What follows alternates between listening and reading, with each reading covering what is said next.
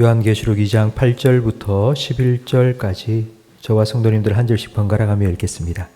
서머나 교회의 사자에게 편지하라. 처음이며 마지막이요 죽었다가 살아나신 이가 이르시되 내가 내 환난과 궁핍을 알거니와 실상은 내가 부요한 자니라. 자칭 유대인이라 하는 자들의 비방도 알거니와 실상은 유대인이 아니요 사탄의 회당이라. 너는 장차 받을 고난을 두려워하지 말라. 볼지어다 마귀가 장차 너희 가운데서 몇 사람을 오게 던져 시험을 받게 하리니 너희가 10일 동안 환난을 받으리라. 내가 죽도록 충성하라. 그리하면 내가 생명의 관을 내게 주리라.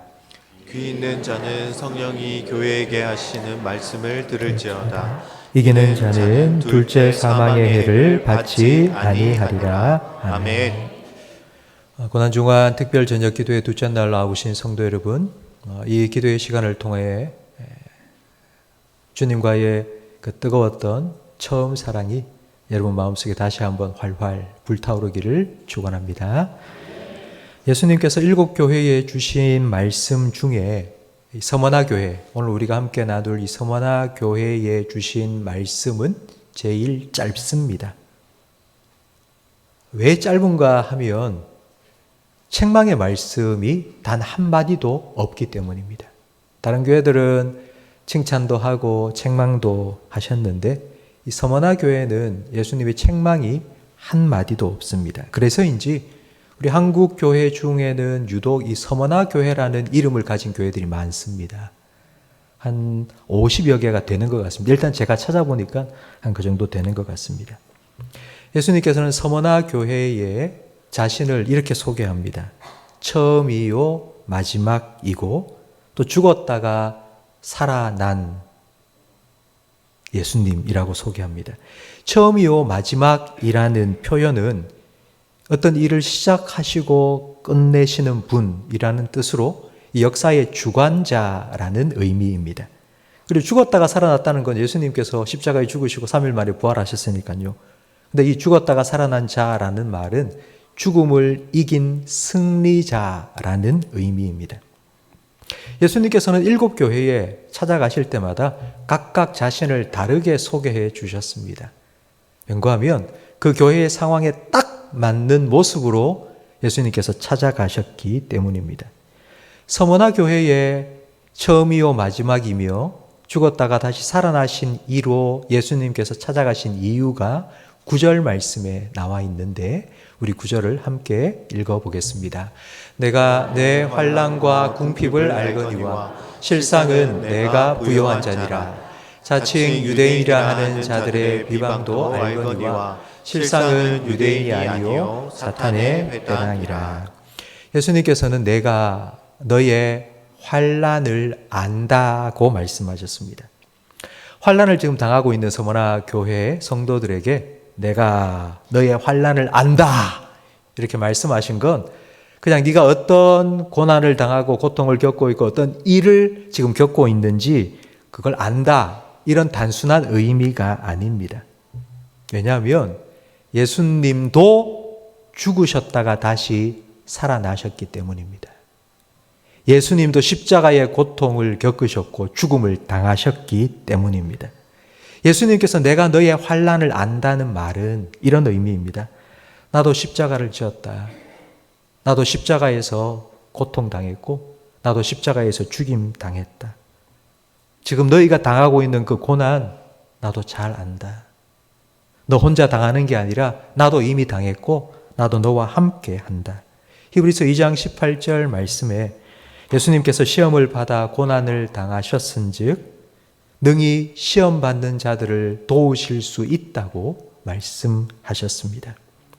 혹시 오늘 이 기도의 자리에 나오신 성도님들 중에 지금 고난 당하고 계시는 분, 개인적이든지 아니면 가정의 일 때문이든지 그 어떤 일로도 여러분 주님 안에서 고난을 당하는 분들이 계시다면 오늘 서머나 교회 성도들에게 들려주신 이 예수님의 이 말씀을 나에게 주신 말씀으로 들으시기를 축복합니다. 내가 너의 환난을 안다. 예수님께서는 서머나 교회의 환난을 아신다고 말씀하셨는데 특별히 환난이라는 단어를 예수님께서는 선택하여 사용하셨습니다. 이 환난이라는 건 그냥 조금 어렵고 힘들다 이런 뜻이 아니고요. 이 환난이라는 이 단어의 의미는 정말 무거운 짐을 지고 한 발자국도 내딛지 못해서 금방 푹 주저앉아 쓰러질 것 같은 지경이라는 뜻입니다. 그러니까 더 이상 버티고 견딜 수 없을 정도의 무거운 짐, 이런 고통과 환난을 지금 서머나 교회가 당하고 있다는 걸 예수님은 아십니다. 근데 그 환난이 무엇인지 9절 말씀해 보니 첫 번째로 궁핍입니다. 이 궁핍이라는 말도 그냥 뭐 조금 뭐 가난하다, 뭐 가진 게 없다 이 정도가 아니고요. 구걸을 하지 않으면 먹고 살 수 없을 정도로 가진 것이 없다입니다. 그러니까 이런 궁핍한 사람을 예수님의 비유에서 한 사람 찾을 수 있는데 그게 바로 나사로입니다. 거지 나사로. 부자의 상에서 떨어진 음식 찌꺼기를 먹고 살 수밖에 없는 바로 나사로와 같은 상황이 서머나 교회 성도들이 겪고 있는 환난입니다. 요즘 표현으로 하자면, 우리나라의 표현으로 하자면 찢어지게 가난한 겁니다. 서머나는 지금 튀르키예에 있는 이즈미르라는 도시입니다. 근데 이즈미르라는 이 도시는 터키의 3대 도시입니다. 항구 도시인데 우리나라로 하자면 뭐 인천이나 부산쯤 되는 아주 큰 도시입니다. 경제적으로는 가장 부유한 도시였습니다. 이 서머나에 별명이 있었는데 아시아의 보석, 그리고 아시아의 멸류관이라는 그런 별명이 있었습니다. 그리고 서머나 지역에서 통용되던 동전이 있었는데요. 그 동전에 자기 도시를 이렇게 자랑했습니다. 아시아에서 가장 크고 아름다운 도시 서머나. 지금 그 이즈미르 지역에 가면 이 고고학자들이 발굴한 그 사적에 보면요, 사료에 보면 그 당시 지금부터 2000년 전에 2만 명을 수용할 정도의 극장이 있었습니다. 지금도 2만 명을 수용할 극장 몇 개 없습니다. 전 세계에. 근데 그 정도로 부강하고 부유했던 도시였습니다. 그리고 또 이 유적을 발굴해 보면 골목 구석구석까지 포장도로가 다 깔려 있었답니다. 그러니까 어느 정도였는지 우리가 짐작할 수 있습니다. 근데 여러분, 이런 부자 도시 서머나에 살고 있는 서머나 교회 성도들이 왜 찢어지게 가난할까요?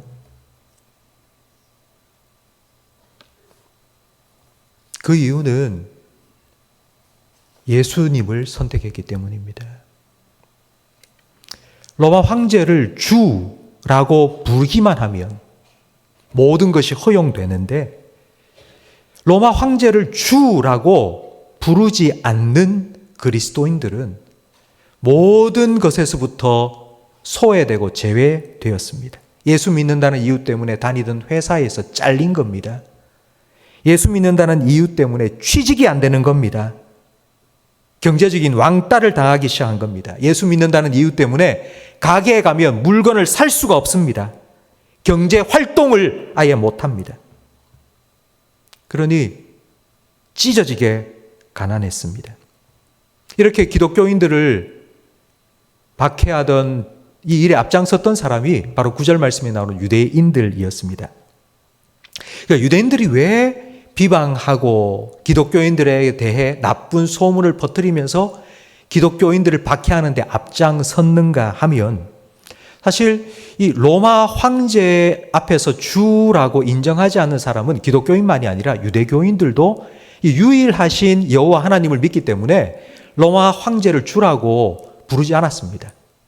그런데 자기를 향해 로마의 칼이 딱 겨누어지자 우리 말고 저 기독교인들이 더 나쁜 놈들이니까 저 놈들 먼저 좀 죽이라고 그렇게 유대인들이 기독교인들을 고발하고 신고하기 시작한 것입니다.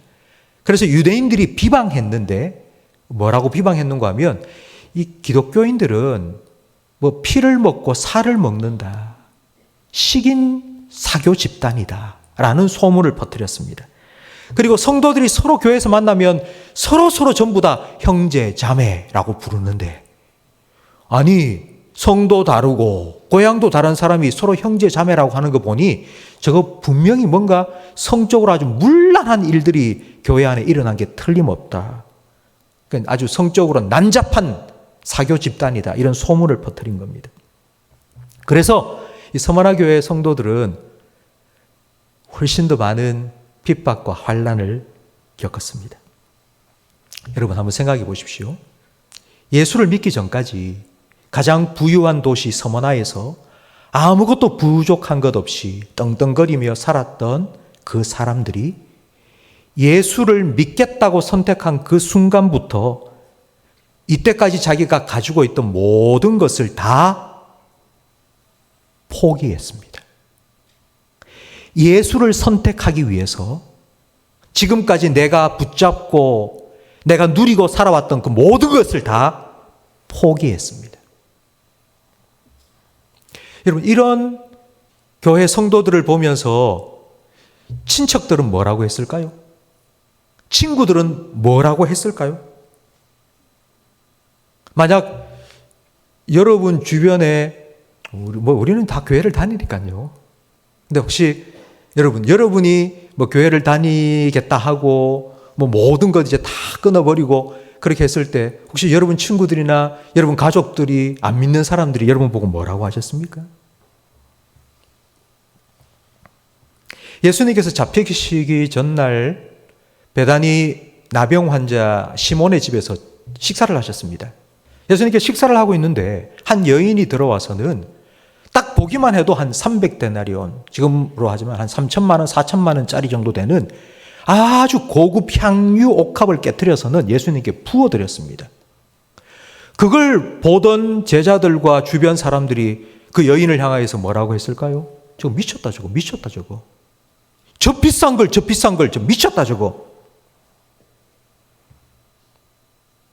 그러자 예수님께서 이렇게 말씀하셨습니다. 조용해라. 이 여자는 나의 죽음을 준비한 것이다. 예수님의 이 말씀을 통해서 이 여자는 왜 그렇게 비싼 자기의 전 재산 향유 옥합을 다 포기하고 예수님께 부어드렸는지를 짐작할 수 있습니다. 자기의 육신을 깨트려 나를 위해 보혈을 흘려주신 그 예수님을 위해서 자기의 전 재산인 옥합을 깨뜨려 부어드린 겁니다. 이 사랑을 모르고 이 은혜를 모르는 사람이 보면 예수를 선택한다고, 예수 믿기 위해서 자기가 이때까지 누리고 있던 걸 다 포기한다고? 그건 미친 거죠.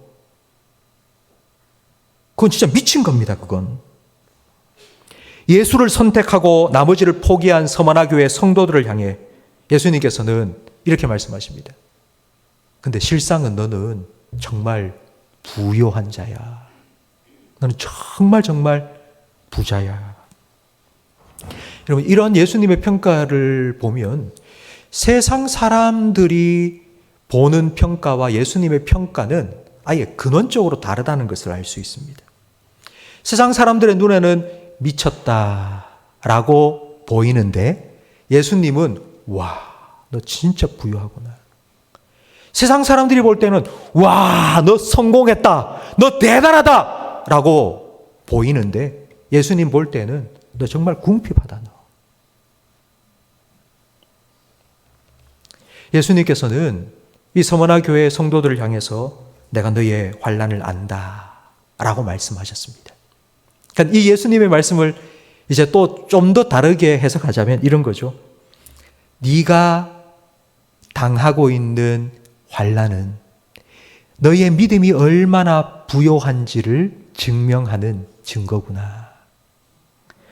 네가 당하는 환난이 너의 그 부요한 믿음의 고백이라는 것을 내가 안다. 성도 여러분, 아마 여러분은 제 설교를 들으면서 아마 이런 생각을 하시는 분이 분명히 계실 겁니다. 예수 믿으면 잘 돼야지. 예수 믿으면 복 받아야지. 예수 믿으면 형통해야지. 예수 믿으면 병 나야지. 예수 믿으면 술술 잘 풀려야지. 그런데 왜 예수 믿는데 핍박받고 고난받고 순교당하는 겁니까? 이런 것 없이 예수 믿을 수 없습니까? 없습니다. 이런 거 없이 예수 믿을 수 없습니다. 복음서에 보면 예수님께서 공생의 사역을 시작하시면서 첫 번째로 선포하신 메시지가 회개하라, 천국이 가까웠다 였습니다. 이게 무슨 뜻이냐면요, 지금 하나님께로부터 멀어져 가고 있는 사람들아, 다시 돌아와라, 이런 뜻입니다. 천국에서부터 멀리 떠내려가 있는 사람들아, 유턴해라, 이런 의미입니다. 그러니까 예수님 보시기에 세상은 지금 천국으로부터, 하나님으로부터 계속 멀어지고 있는 거예요. 그런데 우리가 예수님을 믿었습니다. 그러니까 예수 믿은 우리는 천국을 향하여서, 하나님을 향하여서 이렇게 나아가고 있는 건데, 세상은 그 반대 방향으로 콸콸콸 흘러가고 있는 겁니다. 우리가 예수를 믿었다면 우리 예수 믿고 살아가는 우리 성도들의 삶은 흐르는 강물을 거꾸로 거슬러 올라가는 연어와 같습니다. 그런데 만약 예수를 믿고 사는데 그런 막 세상의 물결로부터 막 거스르는 느낌이 없고, 아마 편하고 뭐 안전하고 잘 되고 이렇게 살아가고 있다? 그러면 연어가 거꾸로 거슬러 올라가는 게 아니고요, 세상의 물결에 휩쓸려 그냥 둥둥둥 떠내려가고 있는 거예요. 뭐 죽었든지 아니면 힘이 빠졌든지. 고난 없이, 핍박 없이 예수 믿을 수 없느냐고 물으신다면 그런 건 없습니다 라고 말씀드릴 수 있습니다. 10절 말씀을, 오늘 본문 10절 말씀을 우리 함께 읽어보겠습니다. 너는 장차 받을 고난을 두려워하지 말라. 볼지어다 마귀가 장차 너희 가운데서 몇 사람을 옥에 던져 시험을 받게 하리니 너희가 10일 동안 환난을 받으리라. 마귀가 너희 중에서, 그러니까 서머나 교회 중에 몇몇 사람들을 옥에 던져 넣을 겁니다. 근데 그 일 때문에 교회의 모든 성도들이 시험을 받게 됩니다. 몇몇 사람이 감옥에 갇혔는데 그 일 때문에 온 교회 성도들이 시험을 받게 된다는 게 무슨 뜻이냐면 이런 겁니다. 우리가 예수님을 선택하고 우리가 가진 모든 걸 다 포기했습니다. 우리가 이 정도로 예수님을 믿으면 뭐 우리에게 뭐 돈을 달라, 뭐 복을 달라, 그건 아니더라도 최소한 지켜는 주셔야 안 됩니까? 그런데 왜 감옥에 갇히고 순교를 당합니까? 그러니까 이게 시험거리가 된 거예요. 우리도 사실 이런 의문이 늘 있지 않습니까? 예수 믿으면 다 복 받는다고 하던데, 병도 낫고 사업도 잘 되고 우리 아들 딸들 다 학교도 좋은 데 가고 직장도 좋은 데 취직하고 그래야 되는데 왜 안 그런 거죠? 왜 안 그러죠? 이런 질문이 늘 우리 가운데 있지 않습니까? 여러분, 예수님도 이런 시험을 받으셨습니다. 우리만 시험 받은 게 아니고, 서머나교회 성도들만 시험 받은 게 아니고 예수님도 시험 받으셨습니다. 예수님께서 40일 동안 금식하시고 줄이실 때에 이제 마귀에게 이끌려서 시험을 받는데, 그 두 번째 시험이, 그 마귀가 예수님을 성전 꼭대기에 세워놓고는 뛰어내려라, 그러면 천사들이 탁 와서 발을 탁 받쳐줄 거라고. 네가 하나님의 아들이라면 네가 꼭대기에서 탁 뛰어내리면 딱 받쳐줄 거라고. 예수님께서 그 마귀를 향하여서 주 너의 하나님을 시험하지 말라, 그런 일이 없다고 해서 내가 하나님의 아들이 아닌 게 아니니까. 하나님이 그렇게 천사를 받쳐주지 않아도 하나님은 여전히 나의 아버지니까 하나님 시험하지 마라. 성도 여러분, 마귀가 서머나 교회를 박해하고, 그리고 그로 인하여서 모든 성도들이 왜 이런 일이 일어나고 있지라고 시험을 받도록 허락하신 예수님의 목적이 무엇일까요? 예수님은 시작이요 마지막이라 했습니다. 박해를 시작하신 분도, 그리고 그걸 끝내신 분도, 시험을 받도록 허락하신 분도, 그리고 그 시험을 풀어주실 분도 예수님인데, 도대체 그러면 예수님께서는 왜 이런 시험을 허락하신 걸까요? 10절 말씀에 보면 10일 동안 너희가 환난을 받을 것이라고 말씀합니다. 여러분, 10일 동안이라는 말은 긴 시간인 듯 하지만 한정된 시간입니다. 10일이라는 딱 정해진 기간이 있다는 거예요. 누가 이걸 10일이라고 정하셨습니까? 예수님이 정하신 거예요. 시작이요 마지막이신 예수님께서 10일 동안이라고 딱 정해놓으신 거예요. 그럼 왜 10일이 필요한가요? 왜 10일 동안 환난을 당하고 시험을 받아야 할까요? 그 10절 말씀에 보면 예수님께서 10일 동안 서머나 교회 성도들에게 요구한 것이 딱 나옵니다. 뭐라고 요구하셨죠? 우리가 잘 아는 말씀이지만 좀 말하기가 좀 꺼려지는 말씀이죠. 저를 한번 따라 하시기 바랍니다. 내가 죽도록 충성하라. 10일 동안 이 환난을 겪으면서 예수님께서 교회 성도들에게 요구하신 게 이거예요. 네가 죽도록 충성하라. 10일의 환난의 기간은 충성을 보여주고 증명하기에 반드시 필요한 시간이기 때문입니다. 그렇다면 이 충성이 무엇일까요? 충성이 무엇일까요? 우리 한국 사람들은 충성하라 하면요, 군대를 생각합니다. 군대 가면 충성! 하지 않습니까? 그럼 충성이라는 말은 무조건 시키는 것 열심히 하고 막 그런 걸 충성이라고 생각합니다. 충성은 뭔가 열심히 하는 거라고 생각합니다. 그러면 죽도록 충성해라. 이 말은 이런 의미겠죠? 죽을 만큼 열심히 일해라. 성도 여러분, 환난을 당하고 있는 교회 성도들한테 예수님께서, 아니 어떻게 예수님께서 죽을 만큼 열심히 더 기도하고 더 열심히 봉사하고 충성해라, 아니 이런 말씀을 할 수 있단 말입니까? 지금 힘들어하는 성도님이 저한테 찾아오셨어요. 목사님 요즘 나 힘들어요, 이것 때문에. 나 너무너무 힘들어요. 몸도 아프고요. 지금 사업도 잘 안 되고요. 막 그렇게 자기의 힘들고 어려운 일을 막 틀어놓고 있는데 제가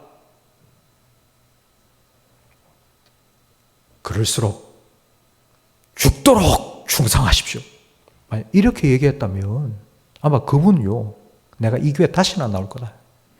그리고 교회를 떠날 거예요.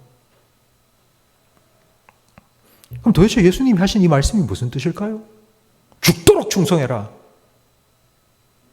더 열심히 교회 나와라. 더 열심히 기도해라. 더 열심히 봉사해라. 이런 말씀일까요? 그렇지 않습니다. 이 충성이라는 말의 원래의 의미는 믿음입니다. 믿음.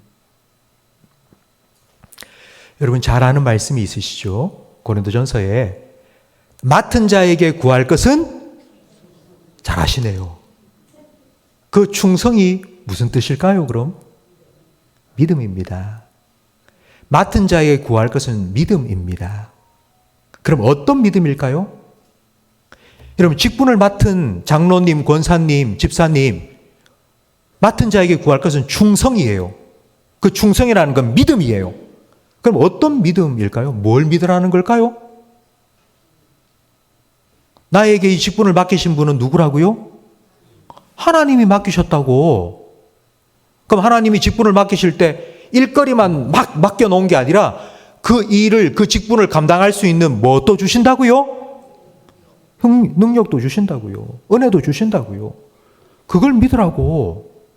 그래서 맡은 자에게 구할 것은 충성, 믿음이라고요.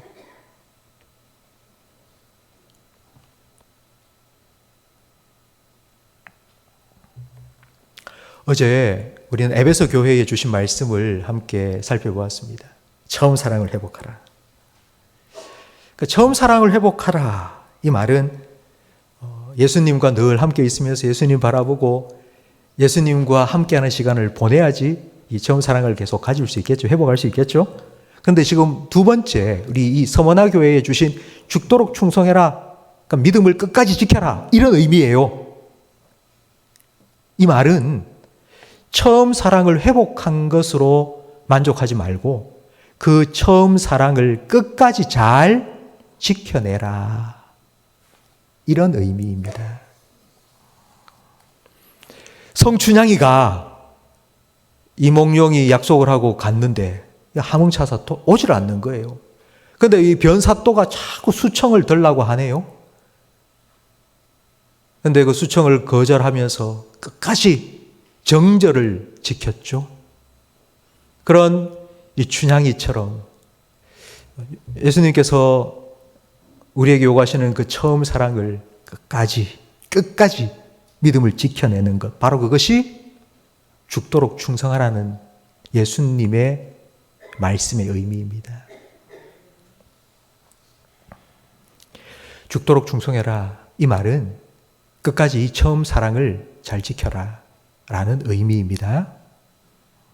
그러면 어떻게 믿음을 지킬 수 있을까요? 내가 믿음을 잘 지켜야 되는데, 그건 알겠는데, 이제 알겠는데, 그럼 내가 어떻게 믿음을 잘 지켜나갈 수 있을까요? 그러면 다시 우리는 원상태로 돌아옵니다. 믿음을 지키기 위해서 더 열심히 뭔가를 해야 된다, 열심히 뭐 해야 된다, 이런 생각부터 들지 않습니까? 믿음이 무엇인지 알아야 되겠죠? 우리 에베소서 2장 8절 말씀을 함께 읽어보겠습니다. 너희는 그 은혜에 의하여 믿음으로 말미암아 구원을 받았으니 이것은 너희에게서 난 것이 아니요 하나님의 선물이라. 믿음은 무엇입니까? 하나님의 선물. 하나님의 선물이라는 건 나한테서 믿음이 나온 게 아니라는 뜻입니다. 주셨기 때문에 내가 믿음을 가진 거예요. 그럼 믿음을 지키기 위해서 똑같습니다. 내가 뭐 열심히 한다고 믿음을 지킬 수 있는 게 아니에요. 믿음의 주요, 우리의 믿음을 온전케 하시는 예수님하고 함께 있어야죠. 예수님 자꾸 바라봐야죠. 그래야지 우리에게 믿음이 생기는 거예요. 이걸 잘 보여주는 말씀이 디모데후서 2장 13절 말씀입니다. 우리 함께 읽어볼까요? 우리는 미쁨이 없을지라도 주는 항상 미쁘시니 자기를 부인하실 수 없으시리라. 미쁨이 없다. 그리고 주는 항상 미쁘시다. 이게 무슨 뜻일까요? 이걸 좀 풀어서 새롭게 번역해 놓은 현대인의 성경으로 다시 한번 이 말씀의 의미가 무엇인지를 생각하면서 함께 읽겠습니다. 우리는 신실성이 없지만 주님은 언제나 신실하셔서 약속하신 것을 어길 수 없습니다. 우리에게는 믿음이 없어요. 우리가 아무리 잘 믿겠다고, 내가 뭐 예수님을 막 죽기까지 따르겠다고, 베드로처럼 다른 사람은 다 부인해도 나는 죽기까지 따르겠다고, 여러분 백날 첫날 장담을 해도 지킬 수 없어요. 그래서 예수님께서는 내가 정말 믿음직한 너의 주가 되어주겠다고, 네가 나를 보면 진짜 저분은 너무 믿음직해, 너무 믿을만해 라는 생각이 들어서 그분을 믿을 수 있도록 우리에게 언제나 신실하게 자기가 약속하신 대로 우리를 단 한순간도 버려두시지 아니하시고 함께 해주시겠다고요. 그래서 우리의 믿음을 지키는 건 어제 처음 사랑을 회복하기 위해서 예수님과 함께 한 것처럼 우리의 믿음의 주여, 우리의 믿음을 온전케 하시는 예수님을 바라보고 또 바라보고 또 바라보고 또 찾고 또 찾고 또 가까이 가고 또 가까이 가고, 그래야지 우리의 믿음을 지켜나갈 수 있습니다. 죽도록 충성해라. 믿음을 끝까지 지켜라. 이 예수님의 명령에 순종한 한 사람을 소개해드리고 마치겠습니다. 그 사람이 누군가 하면 폴리갑인데요. 폴리갑은 이 서머나 교회의 목사님이었습니다. 이 서머나 교회를 목회하던 목사님이었습니다. 근데 이 서머나 교회를 목회하던 목사님, 폴리캅 목사님이 이제 순교를 당하셨는데요. 한참 로마 황제 숭배가 극에 달했을 때에 그 교회에 다녔던 12살짜리 어린 아이 치아파닉이라는 12살짜리 소년이 이제 붙잡혔습니다. 그래서 황제의 상 앞에 데리고 가서 절해라 했는데 그 아이가 12살짜리 아이가 나는 오직 예수님만 섬깁니다. 예수님 때문에 내가 구원받았고 그래서 나는 평생 예수님을 섬기며 예수님만 섬기며 살겠다고 제가 결심했습니다. 그리고는 그 황제의 상 앞에 엎드리지 않았습니다. 그 일 때문에 도대체 이 아이가 왜 이 예수를 믿고 이렇게 했냐 알아보니까 그 서머나 교회를 다니는 거예요. 그래서 서머나 교회를 담임하는 목사님을 잡아왔는데 바로 폴리캅이었습니다. 그때 폴리캅의 나이가 86세였습니다. 86세가 된 그 폴리캅에게 그 재판관이 협박을 한 겁니다. 당장 당신을 죽일 수 있어. 그냥 죽이는 게 아니라 사자굴에 던져 넣을 수도 있고 그냥 산채로 불에 태워 죽일 수도 있어 라고 말했습니다. 그러자 폴리캅이 그 재판관 앞에서 이렇게 말했습니다. 나는 86년 동안 예수님을 섬겨왔습니다. 그 86년 동안 주님은 한 번도 나에게 섭섭하게 한 적이 없었습니다. 그런데 지금 이 마지막 순간에 당신이 나를 협박한다고 내가 그 예수님을 배신할 수 없습니다. 그러자 그 재판관이 이렇게 말합니다. 넌 불태워 죽이겠다고. 그러자 폴리캅이 이렇게 대답합니다.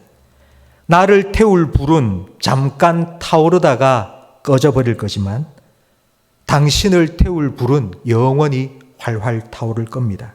그리고 그 자리에서 기도했습니다. 하나님이여, 당신께서 오늘 이 시간 나로 하여금 순교자의 반열, 예수 그리스도의 고난의 잔에 참여하게 하시어 내 몸과 영혼이 썩지 않은 영원한 생명의 축복에 들어가게 하심을 감사하나이다. 오늘 나는 신실하고 참되신 하나님이신 당신께서 예비하시고 계시하시고 이루신 연락될 만한 풍성한 순교의 제물로 당신 앞에 드려지기를 원하나이다.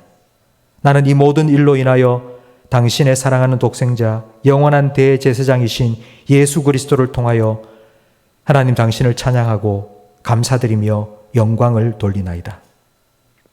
이렇게 기도를 하고 이제 산채로 불태워서 순교를 당했습니다. 폴리캅은 예수님께서 서머나 교회에 주신 말씀, 이 말씀을 따랐습니다. 서머나 교회를 목회하다가 예수님이 말씀에 순종해서 이제 순교 당했습니다. 성도 여러분, 죽도록 충성해라. 이 말씀이 저는 여러분에게 지금 이 땅을 살아가고 있는 여러분에게 이 말씀이 어떻게 들려질지 사실 잘 모르겠습니다. 그러니까 믿음을 끝까지 지켜라. 우리가 뭐 폴리캅처럼 순교를 당할 그런 일들 우리에게는 아마 없을 것 같습니다. 근데 과연 이 말씀이 죽도록 충성하라는 이 말씀이 지금 우리에게 어떤 의미일까요? 매일 매순간 내가 죽도록 충성해야지. 내가 죽을 각오를 하고 예수님 믿어야지. 이 믿음을 끝까지 지켜야지. 여러분, 이런 마음 가지고 우리가 신앙생활 할 수 없습니다. 이런 마음 가지고 신앙생활 하면 신앙생활이 너무 힘들 것 같아요. 금방 지칠 것 같아요. 그런데 우리가 이런 마음이 아니라 그냥 주님과 함께 있는 게 너무 좋고 은혜도 받고 기쁨으로 감사함으로 성도들과 교제를 나누면서 신앙생활을 하고 있다가 어느 날 죽도록 충성해야 되는 순간이 우리에게 찾아옵니다. 어느 날 그때에 우리는 선택을 해야 됩니다. 로마 황제가 나의 주인지 아니면 예수 그리스도가 나의 주인지 선택해야 될 순간이 찾아옵니다. 세상 사람들이 살아가는 방식대로 내가 살아가기를 선택하든지 아니면 정말 내가 예수를 주라고 믿고 고백하는 그리스도인으로 살아가야 될지, 그러니까 이걸 선택해야 될 순간이 우리에게는 어느 순간 찾아옵니다.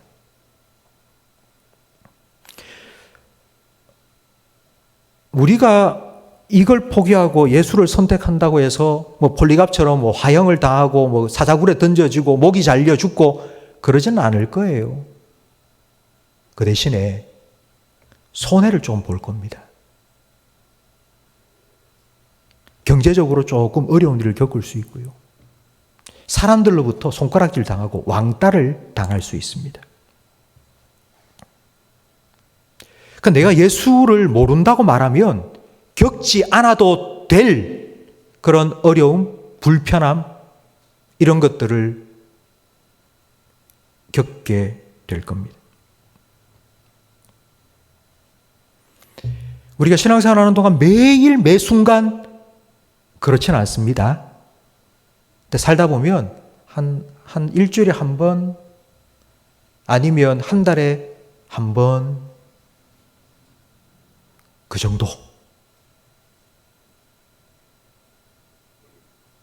죽도록 충성하라. 바로 그 순간을 위해서 예수님께서 우리에게 말씀하십니다. 그 순간에도 믿음을 지켜라고. 그 순간에도. 성도 여러분, 우리가 과연 그 순간에 믿음을 지킬 수 있을까요? 예수님을 나의 주님이라고 인정하고 내가 믿음의 삶을 선택해서 그렇게 살아갈 수 있을까요? 그렇게 못할 것 같아요. 그렇죠? 그런 여러분, 예수님 바라보세요. 그 순간에 내가 뭘 해야 되겠다 생각하지 말고 예수님 바라보세요. 지금도 여전히 나와 함께 하시는, 내가 지금 겪고 있는 이 갈등과 이 고민을 내가 다 알고 있다고. 내가 너의 환난을 알고 있다고. 너는 믿음이 부요한 자야. 너의 그 믿음의 부요함, 그걸 너의 고난으로 증명하라고. 네가 당하는 그 고난이 바로 그 믿음의 보석과 같은, 정말 진주 하나가 툭 튀어나오듯이 그렇게 나오는 걸로 내가 알고 있다고. 예수님께서 그렇게 우리를 도와주시고 함께 해주실 겁니다. 그 예수님을 바라보시고 그 믿음의 주요 온전케 하시는 예수님과 함께 여러분 고난을 통과해 나가실 수 있는 저와 우리 모든 성도님들이 되시기를 축원합니다.